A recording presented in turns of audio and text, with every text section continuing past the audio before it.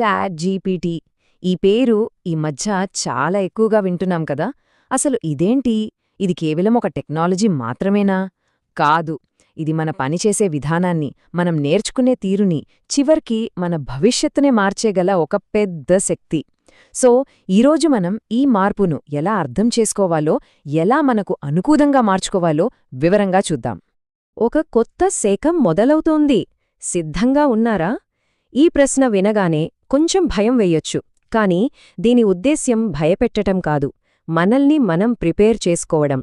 రాబోయే మార్పులకు మనం రెడీగా ఉన్నామా లేదా అని ఒక్కసారి మనల్ని మనం ప్రశ్నించుకోవాల్సిన టైం ఇది. సరే, సెక్షన్ 1 భవిష్యత్తు ఒక ప్రశ్న. అసలు ముందుకు వెళ్లే ముందు మనం ఇప్పుడు ఎక్కడున్నాం ఒకసారి ఆలోచిద్దాం. చాలామంది ఎంత కష్టపడినా ఆశించినంత గ్రోత్ లేదని ఫీల్ అవుతూ ఉంటారు. మరి టెక్నాలజీ యుగంలో ఈ స్ట్రగుల్ ఎలాంటి టర్న్ తీసుకోబోతోంది చూద్దాం. ప్రతిరోజూ అదే స్ట్రగుల్, అదే ఫైట్. కానీ రిజల్ట్ ఎక్కడా? ఎంత హార్డ్వర్క్ చేసినా పెద్దగా మార్పేమీ కనిపించినప్పుడు మనలో మనకే ఒక ఫ్రస్ట్రేషన్ వస్తుంది. ఏదైనా కొత్తగా ట్రై చేయాలి, ఏదైనా మార్పు కావాలి అనిపిస్తుంది కదా.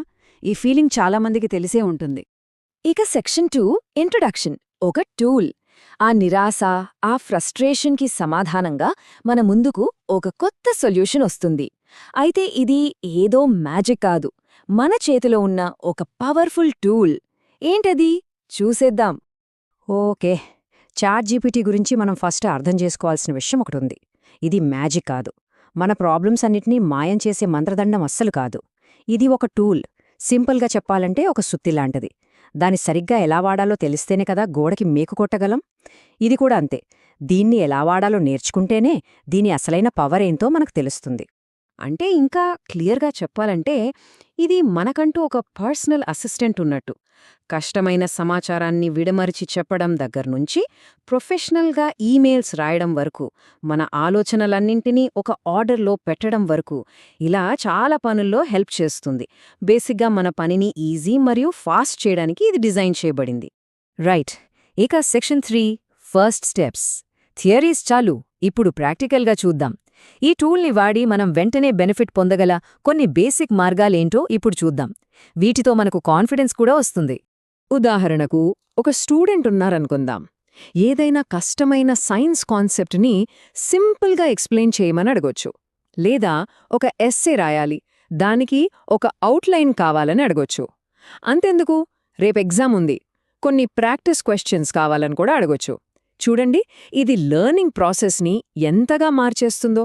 ఇక టీచర్ల విషయానికి వస్తే వాళ్లకి ఇది ఒక గేమ్ చేంజర్ అనే చెప్పాలి.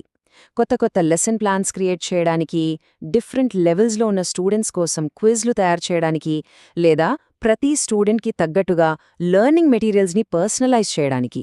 వావ్, ఇది వాళ్ల టైంని ఎంత సేవ్ చేస్తుందో కదా. సరే, మరి జాబ్ కోసం వెతికే వాళ్ల సంగతి ఏంటి? వాళ్ల ఎక్స్పీరియన్స్కి తగ్గట్టు ఒక పర్ఫెక్ట్ ప్రొఫెషనల్ రెజ్యూమే తయారు చేయడంలో ఇది హెల్ప్ చేస్తుంది.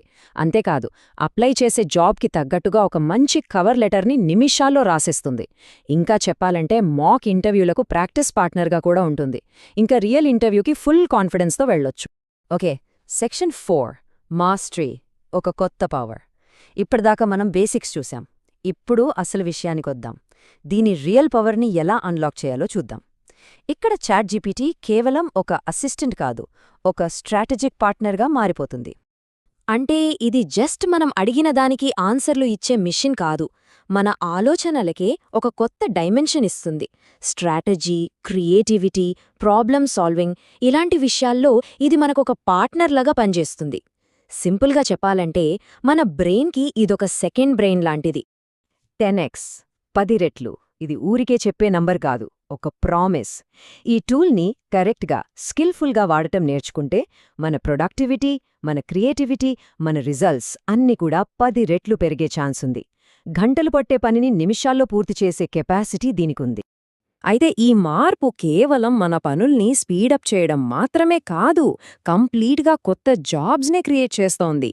ఎప్పుడైనా ప్రాంప్ట్ ఇంజనీర్ అని విన్నారా? ఏఐ నుంచి బెస్ట్ రిజల్ట్స్ రాబట్టడానికి కరెక్ట్గా ఎలా అడగాలో తెలిసిన ఎక్స్పర్ట్స్ వీళ్ళు. అలాగే ఏఐ వర్క్ ఫ్లో స్పెషలిస్ట్ లాంటి కొత్త కొత్త రోల్స్ వస్తున్నాయి. అంటే ప్రొఫెషనల్ వరల్డ్లో ఒక ఫండమెంటల్ చేంజ్ రాబోతోందన్నమాట. ఇక ఫైనల్ సెక్షన్ 5 మనం ఎంచుకోవాల్సిన దారి. చూడండి, మనం ఇప్పుడొక చాలా ముఖ్యమైన క్రాస్ రోడ్స్లో ఉన్నాం. ఫ్యూచర్ అనేది ఎవరో మనకోసం రాసేది కాదు, అది మనం తీసుకునే నిర్ణయాల మీద ఆధారపడి ఉంటుంది. మన ముందు ఇప్పుడు 2 దారులున్నాయి.